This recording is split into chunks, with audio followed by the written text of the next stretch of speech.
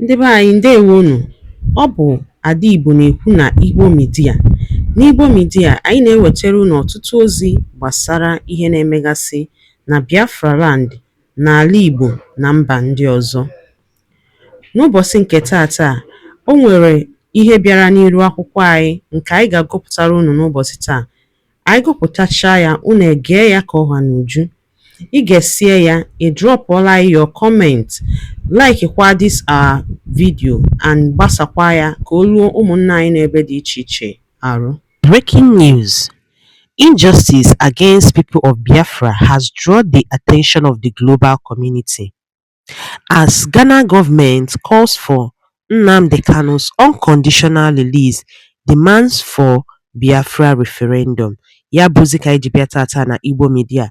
Ị ga-esi ya bụ ozi, gbaa mbọ gwa anyị iche ma mekwa ka ozi alụtụ ụmụnna anyị n'ebe dị iche iche aka.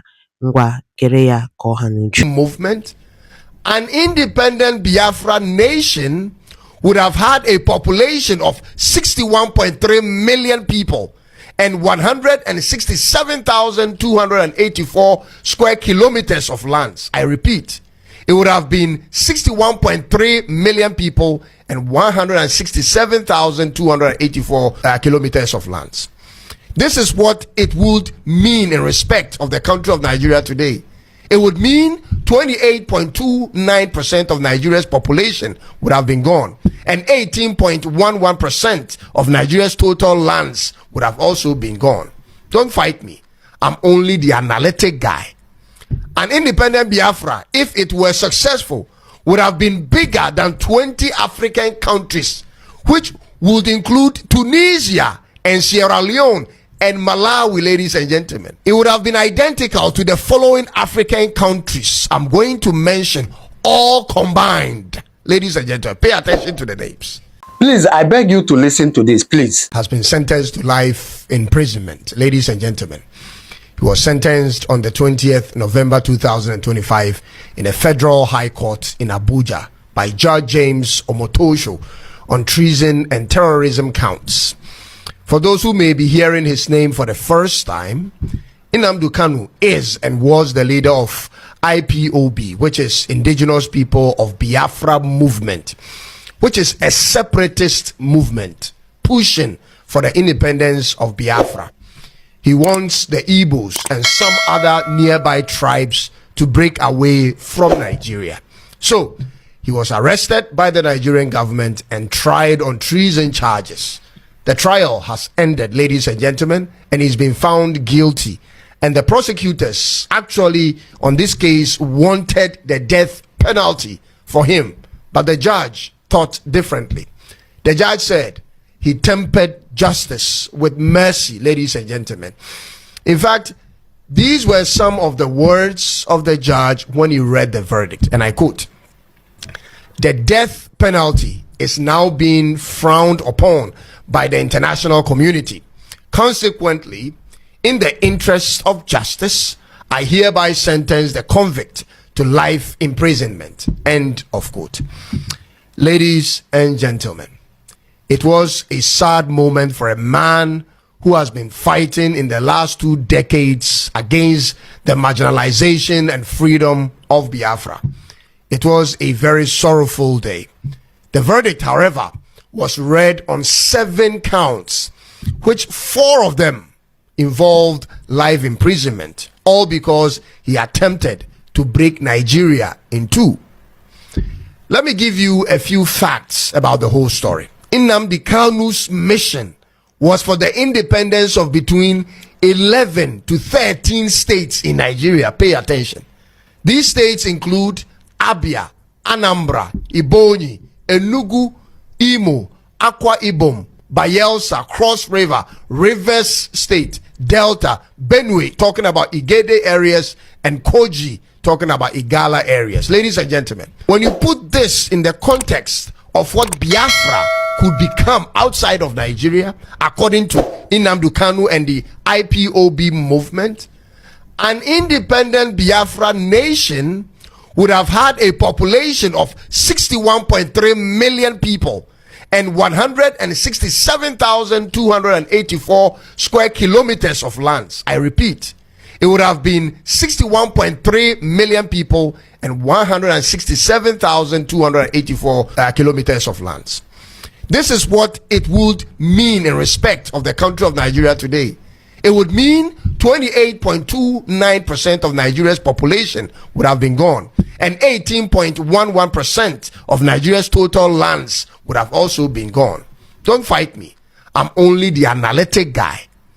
An independent Biafra, if it were successful, would have been bigger than 20 African countries, which would include Tunisia and Sierra Leone and Malawi, ladies and gentlemen. It would have been identical to the following African countries I'm going to mention, all combined. Ladies and gentlemen, pay attention to the names: Seychelles Island, Sao Tome and Principe, Mauritius, Comoros, Cabo Verde, Gambia, Eswatini, Djibouti, Rwanda, Burundi, Equatorial Guinea, and Lesotho, all combined.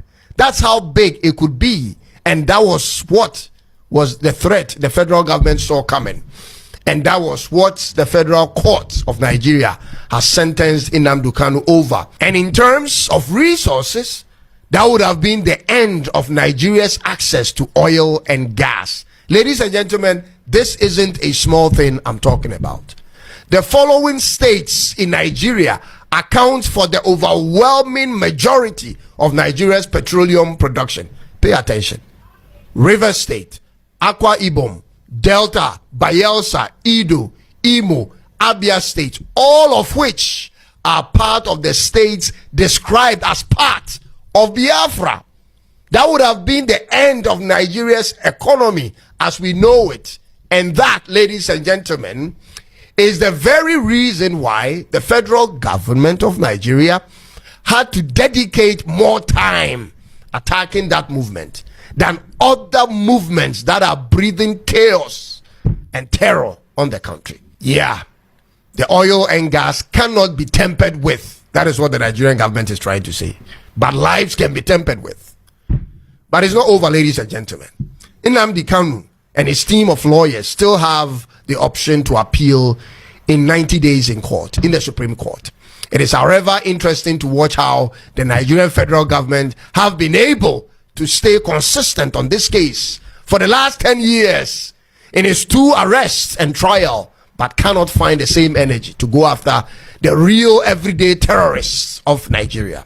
I mean, think about it.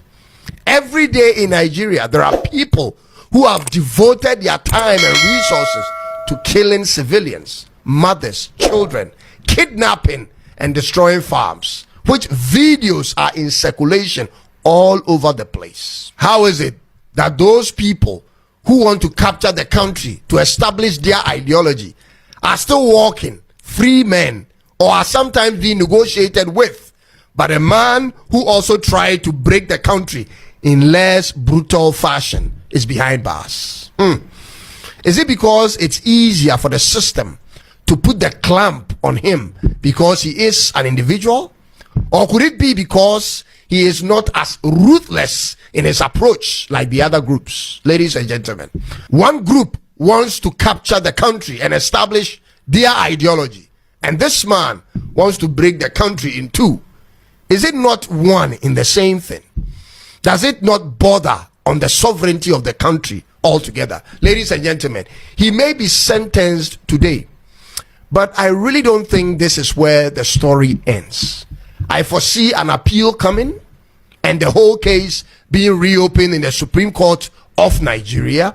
But most importantly, I foresee something bigger and more radical rise up out of this situation. Something that has the potential to destabilize the fairly peaceful southern part of Nigeria. Nigeria, Nigeria, Nigeria. Your troubles are many because you are born great. That is an obvious truth. There is not a single great country in the world that's large in size that has had it easy when it comes to uniting the people. That is truth. So I totally understand what's going on in that country. The challenge, however, is this, ladies and gentlemen. In the case of Nigeria, we don't see that one person who has the ability to tie the loose ends. In the case of India, ladies and gentlemen, Sardar Patel is credited for uniting the modern day India after independence. And Mao Zedong is mentioned in the case of China. And so is Abraham Lincoln for the United States when it came close to splitting. Putin is mentioned for modern day Russia. And that's what you need, Nigeria. A unifier who is trusted but firm, upright, patriotic, but also feared. And it's not what you have today, Nigeria. Nigeria's success, to me, will have a huge impact on all of Africa. And so will its demise. For those who wonder why I spend time talking about Nigeria so much, perhaps you guys have never critically analyzed the makeup of West Africa. Do you know that if things fall apart in Nigeria, their population will easily trump every country in West Africa in a matter of weeks? In weeks. Benin is 40 million. Togo is 9.6 million. Ghana may be 35 million. Ivory Coast is 32.7 million. Nigeria alone is 237 million population. Nigeria's population is almost half of the total population of all West African countries' population combined. Let that sink in. If you don't live in West Africa, maybe you shouldn't be bothered. But if you live in West Africa, especially in Ghana and in Cameroon, you better wish them well, because these are the two countries in Africa where Nigerian nationals love to travel to the most. Ladies and gentlemen, let's continue. Nnamdi Kanu is a representation of all the Igbos I know personally. Every one of them is of the view that they aren't part of Nigeria. Some even claim there is a legal document that was signed between the British colonizers and the Biafra state even before Nigeria gained their independence, which I cannot say I have seen. They claim that document was for 100 years, which elapsed some years back, and for that reason they want their independence. Ladies and gentlemen, I haven't seen any such document, even though it's on the lips of Igbos.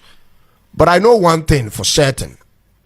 As the population grows across Africa, ladies and gentlemen, if politicians don't get their acts together and create wealth for all the people, especially for the people of the provinces, states, and regions whose resources are being exploited, things like these will become common, not just in Nigeria, but in different parts of Africa. Mark my words. Thank you very much, my dear brother, for that wonderful analysis. But please, I want to beg you to pay attention to this video I'm going to play for you now, because this video explains a lot of things that people have been saying. I've had so many people come out to say, oh, you are fighting for Biafra because you have oil in your region, and so you want to take all the oil and leave Nigeria without anything, and so on and so forth. People have said a lot of things about the resources in the East. Please, I will beg you to listen to Nnamdi Kanu. It wouldn't be good if you listen to one part and you didn't listen to the other part. So please, I want to beg you to listen to Nnamdi Kanu and hear what he said about the resources in the East and this whole thing. Of course, you know that Nigeria was created by one man called Lord Lugard in 1914. Well, I wouldn't give you that history here. In 1914, Nigeria was created. So please, I want to beg you to listen to Nnamdi Kanu and hear what he said about all these things that people have been saying about the Biafra and the Nigeria and even the resources in Biafra land. So please, I want to beg you one more time to listen to him so that you can make the judgment right. There are two things plaguing them in the zoo: lies and deceit. If not for the coming of IPOB, of Radio Biafra, all of you would have lived and died in the ignorance that Ojukwu caused a war. That's what they were writing. Britain helped them to write it. Ojukwu was a rebel, a secessionist, because we had no media. That is why they're paying Facebook billions upon billions of US dollars to stop this truth from coming out. Did Ojukwu cause any war? Gowon is alive, go and ask him. Did Ojukwu cause any war? Ojukwu went and negotiated restructuring with you in Aburi. You came back, Britain told you not to agree because Britain realized that all the component units of Britain knows that if you go back to regionalism, you will have economic growth. The country will do very well. But Britain doesn't want it. That was why they even instigated the Nzogwu coup, so-called Nzogwu coup, saying they will bring Awolowo to become the head of state. They knew what was going to happen. They wanted to truncate the economic miracle of Dr. Michael. But what I'm telling you are fast. Go and investigate for yourself. In the East, you had the fastest growing economy in the whole world, over 40% every year. In the West, Awolowo was performing his own miracle as well. Even in the North, Ahmadu Bello and Tafawa Balewa were doing very well. Daalụ nne maka isonyere anyị n'iru akwụkwọ n'ụbọchị tata na Igbo Media. Ọ bụ na ihe anyị na-ewetara gị dị gị mma, gbaa mbọ gbasaa ozi a ma mekwa ka ozi a rute ụmụnna anyị n'ebe dị iche iche aka. Ngwa ka ọ dị.